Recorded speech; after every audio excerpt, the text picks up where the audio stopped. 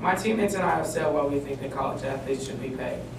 Yes, they get scholarships and maybe even win a championship, but the real winners are the corporate sponsors like Nike and the NCAA.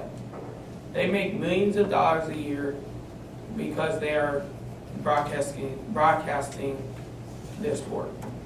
Do you know that 45% of Americans watch college football every year? That's making the NCAA's revenue $797 million. This is significant because the NCAA is making billions of dollars a year off the players. We all know what happened to Kevin Ware. He snapped his entire leg. It cost thousands of dollars. And what if his family couldn't pay for it? This is significant because if they couldn't pay for the surgery, then they would be in debt.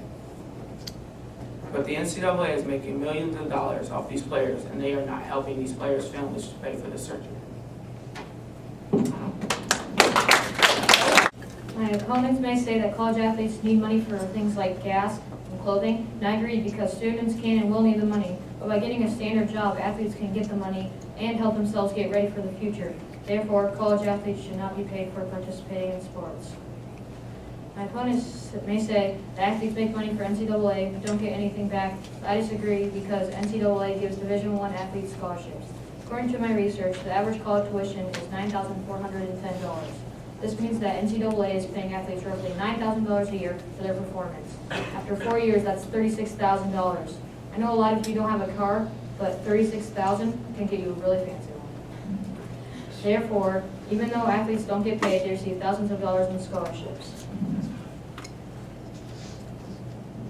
My opponent may say that NCAA is making billions for the broadcasting, but if you just turn off, you say 45% of all Americans watch NCAA, but if they get all that money, they're just going to turn off stop making revenue? No, they're just going to still pay college athletes in scholarships, and they give out money to coaches too.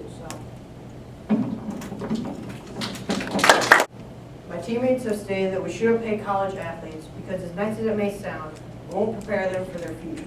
If they're getting paid, why would they focus on schooling?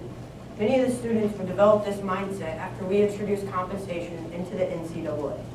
Another reason is that many the Division I athletes are already getting scholarships and other financial benefits for playing the sports. They already get scholarships, many get health insurance. Plus, these benefits continue even if they are put off the team due to injury. Sports economist Andrew Zimbalist argues that schools could treat athletes better and stay within the module of amateurism. For example, by offering year-round health insurance and lifetime disability insurance for college athletic injuries.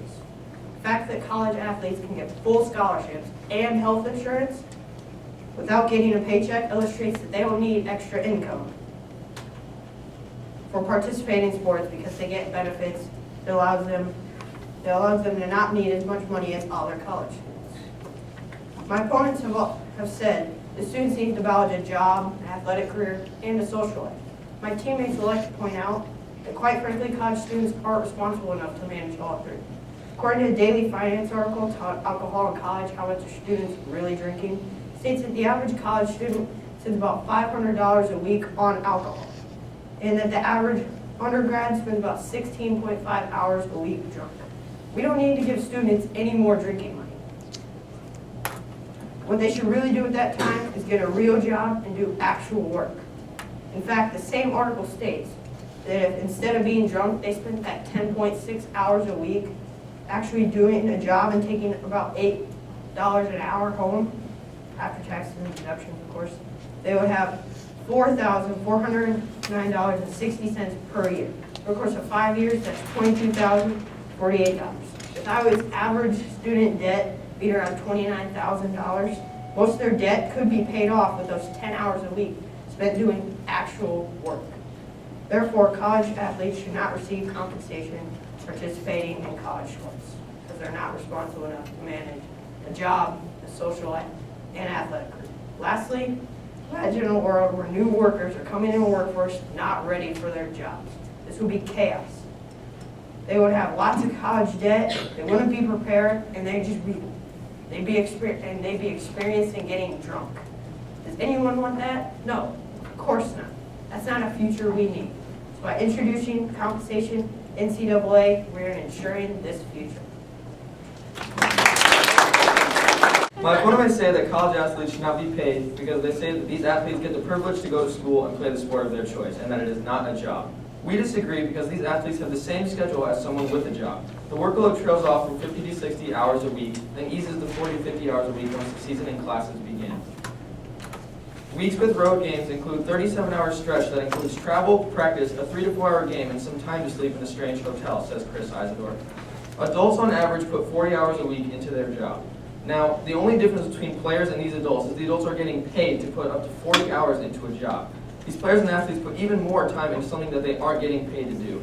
Even in the off-season, the players still practice 15 to 20 hours in a week, just preparing for the season to start up again. So these players are always practicing either for games or for preparing to practice for other games. This sounds like a job to me.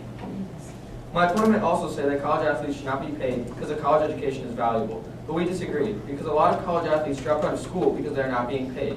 Many college athletes have dropped out of school because they can make money, and they are not.